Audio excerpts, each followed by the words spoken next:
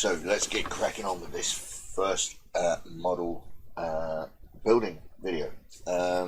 So we're going to start with a Genestealer Patriarch from the Brood Coven box for the Genestealer Cultists.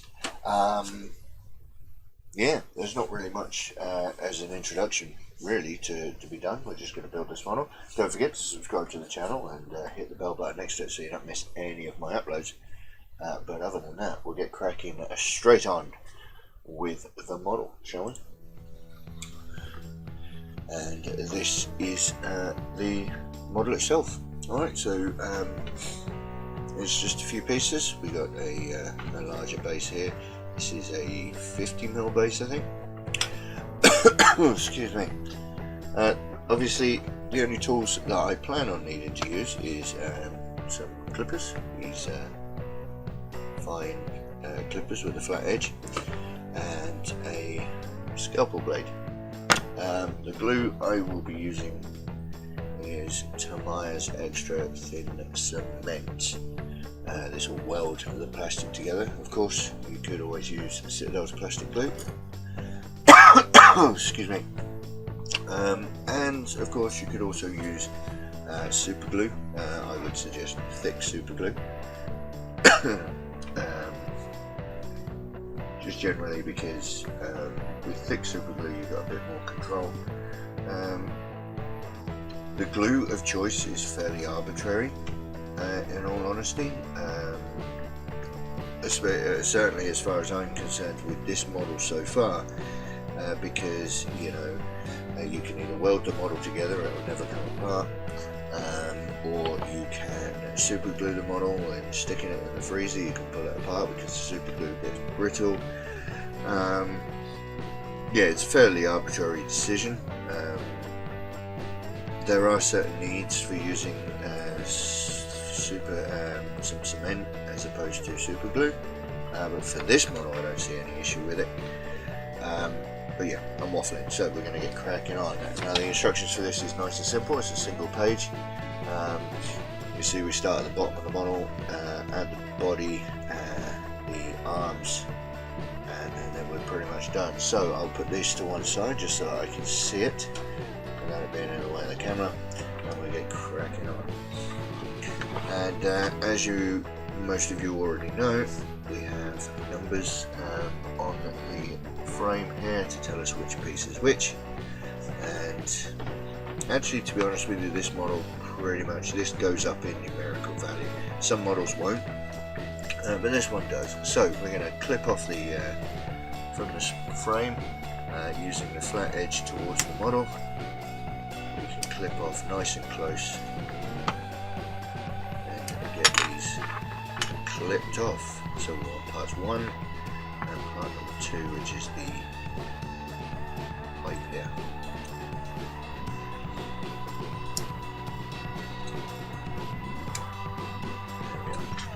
Now, as with most models, this has been cast or moulded using 2 moulds, and then they inject the plastic in between the 2 moulds, filling up the void, but the minute gap that's between the 2 moulds causes a mould line. So I grab my blade and I will just run the blade along where the 2 moulds met, which is this mould line, and just run the blade across, not using really any pressure, just run it across. It'll just shave off that perfectly flat. However, this little white bit that you can see on the camera here, that is where it was attached to the frame, and that takes a little bit more than just running the knife along it. We just need to use the blade and just very gently scrape that flat. Of course, if you're a young one, be careful with blades. You could also use a mould line remover. I did get one from the Conquest magazine, but it was useless. So keep an eye on the channel. I might go and pick myself up a mould line remover at some point and do a video about using one of those in the future. But for now, the blade will do me just fine, and we're just going to run around the model now, cleaning up both of these two parts. And if anything pops up that I need to discuss, then I'll let you know.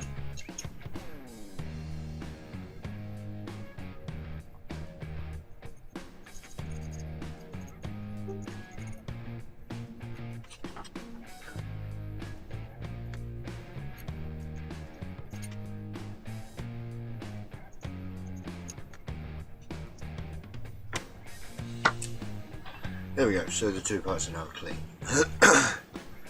Now before we even consider gluing these together, just press them where they need to go together and have a look. We're having a look now to see whether, one, the parts fit, but two, we're just going to have a look at the join, see if there are any gaps that we think are going to happen. This looks fairly reasonably tight. We do have, as we go along around the back here, it does look like there's going to be a seam that we're going to be able to see. There are a few ways you can deal with that. The way I'm going to deal with it is I am going to use the plastic glue, and this is why I'm using plastic cement, is when I weld these two parts together, the way plastic glue works is it melts the two surfaces of plastic, and then the two surfaces mix together as they're melted, they become, they're liquid, and then they re-solidify, welding it together because it becomes one piece of plastic.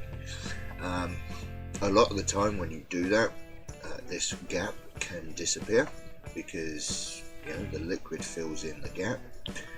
However, if that doesn't work, we can run a little bit more plastic glue along here, leave it to dry, and then we can just scrape it flat. So we'll have a look at that.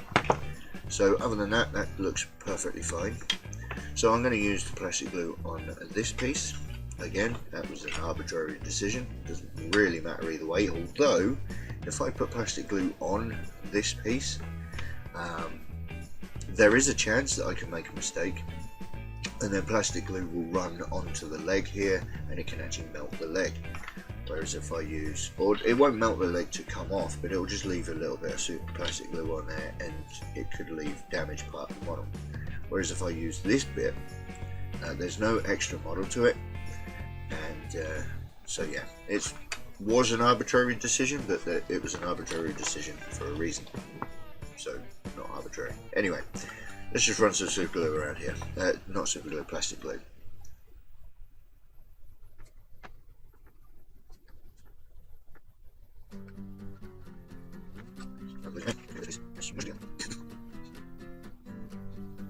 Now the instructions for using plastic glue will say to hold those for 30 seconds, but honestly, it's not necessary.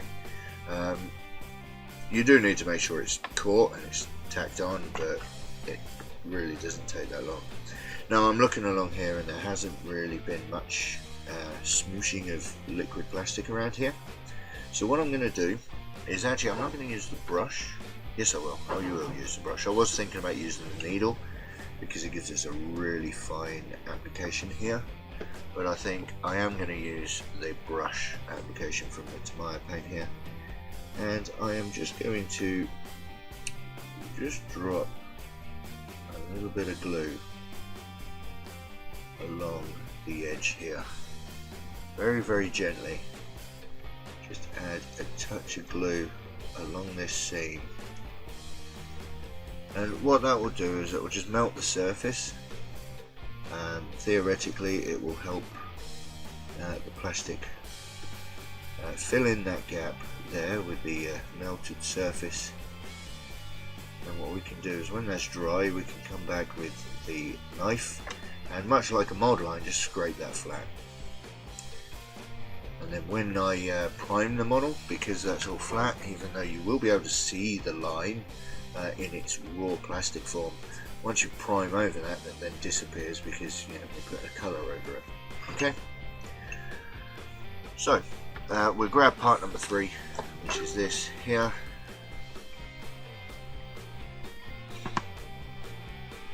and we will add that to where it belongs.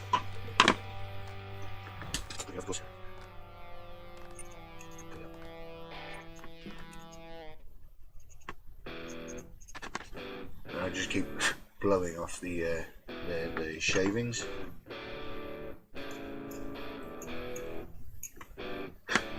There we are. And again, we'll just check to make sure that this is going to fit nicely. There's no real orientation to this by the looks of it. That looks like to be perfectly round. That's perfectly in there. Now there is a notch here on this, so I'm going to guess that that notch, there we go, goes where that claw is. Which, yeah, that's where that goes. So yeah, keep an eye on things like that. There's no real explanation as to why that notch was there, so keep an eye on some of the plastic kits for that, or any kit to be honest. And that fits in there nicely with that there. So what we'll do is we'll just drop a little bit of glue around the rim there, and I think it makes contact with the centre here as well. Just a little bit on there as well. Line that notch up with the claw. Just push that into place. Yeah. Again, like I said, it says hold it for 30 seconds, but there's really no need to. That's caught on there, that'll be fine. As long as you don't start pulling at it, it's not going to be a problem. Okie dokie, so the next part of this this model is going to be in order. Parts number 4, parts number 5, 6 and 7. So I'm going to speed all this up. I'm going to clip these off the sprue, of course, clean them up, apply them to the model in the same way, dry fitting everything before actually gluing it. And so I'll speed through this unless anything specific comes up.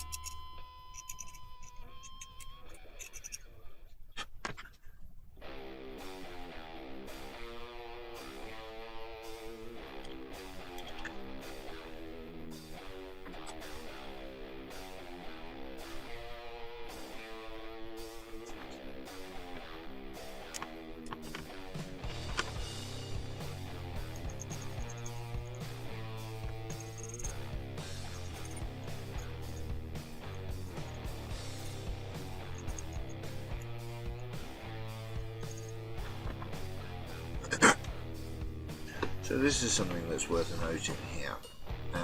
While I'm dry fitting this piece onto here, we can see that not only are we connecting the hip here with this foot actually connects with the pipe down here. So we're looking to make sure that both ends connect nicely, if I can keep a hold of the piece. And so we're checking both sides of the join. And we can see here that that looks reasonably good, and when we put the glue on, we just need to make sure that we have glue both on the hip here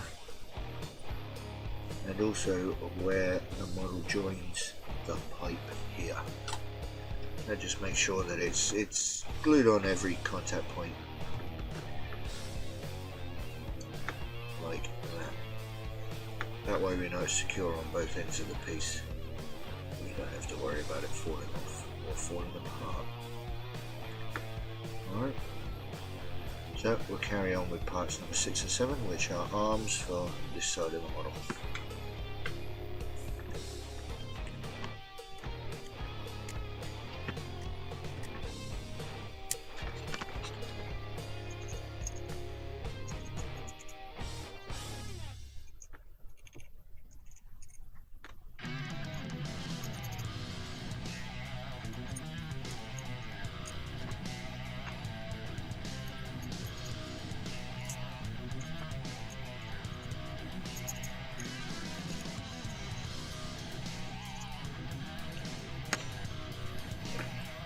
Now this is something I want to have a look at. You can see that the holes here have square pegs down them. The pegs are here, and so on the instructions it tells us to put this in here, and this will only go into the model at one point, one way. It won't fit upside down, and it certainly won't fit that way. So this has to go into the model this way here, but what I want to have a look at is seeing if that will also fit in this hole, which it does. It kind of fits in both holes. So you can put it in either one of those holes. However, I just want to have a look at this one. Now this is supposed to go in the front hole, and I want to see if it fits in the back hole, which kind of does. Which means, I mean, you could argue, excuse me, you could argue that you could actually glue these in different ways. Say if you've got two of these particular models, they don't fit perfectly well. I mean, this claw one fits in better than in the wrong. This one fits better in the wrong hole than this one does. I think that the peg is bigger than the hole on this one, but you could shave that peg down, just position them however you wanted to. I'm going to build it as the instructions say, so I will be putting number 6 here and number 7 in there, much like the instructions tell you to. But it's an idea. You could, if you've got two of these models, you can build them slightly different from each other so they don't look like they're copy and pasted. It's just however you want to do it. But I just thought I'd point that out. So we're just going to pop in some glue into the pegs on these models. Down in there. And glue the pieces in.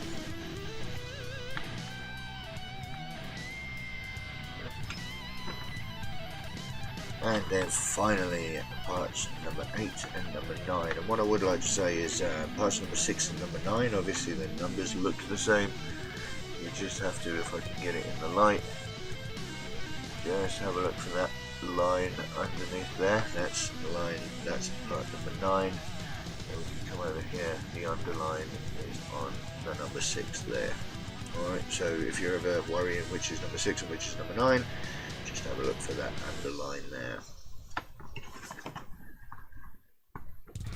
So, let's finish this off.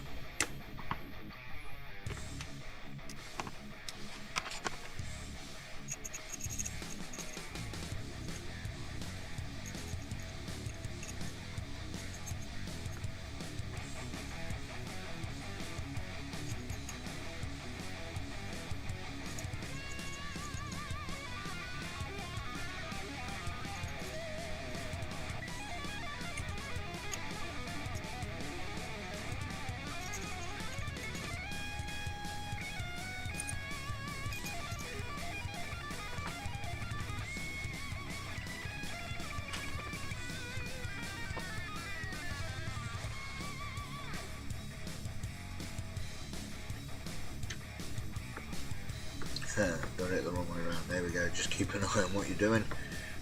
Number 8 does fit, and number 9 does fit in that hole, but it's supposed to be in that one there. And number 8 goes in the rear hole. There we are. So I did get that wrong, but because it's plastic glue, it takes a while to dry, which is good. I mean, super glue could have caught that and left it in place. But there we are, that goes in there like that, and that's the model. Nice big old model here. Now, this is another reason why I'm using plastic glue rather than super glue. This now gets attached to the model's base here. Now, if I just pop that on there, it does freestand, so you know it's perfectly fine. However, it doesn't take much to knock it over. So it's quite a heavy, front heavy model, and you could knock that over quite well. Now of course it's not glued, of course it can fall over. However, if we think about this, when we glue this here, it's top heavy. Now of course I could super glue that and that will be fine. That will hold it, there won't be any problems. However, the amount of force required to break that super glue bond is much lower than if I use plastic glue to weld these two together, because the super glue, once the plastic glue is dry, like I keep saying, it becomes one piece of plastic. And so to actually break that bond, you would have to essentially be breaking the plastic. And so the super glue bond is not as strong as the plastic itself. And so, you know, the amount of force required to pull these apart. So all I need to do is just paint a little bit of this plastic glue around the base, like so, and glue him down on the base. Now this might take a few extra seconds to actually connect and bite, which I'm perfectly fine with. There we go. It's not perfect, but that will need to wait just for a few for that to dry. You see it's not holding, the plastics are slightly different. But when I hold that in place, I can come back to the bottom of this now. This plastic glue has had a little bit more time to dry. And I'm thinking... But there we go. So if I then scratch at that a little bit further,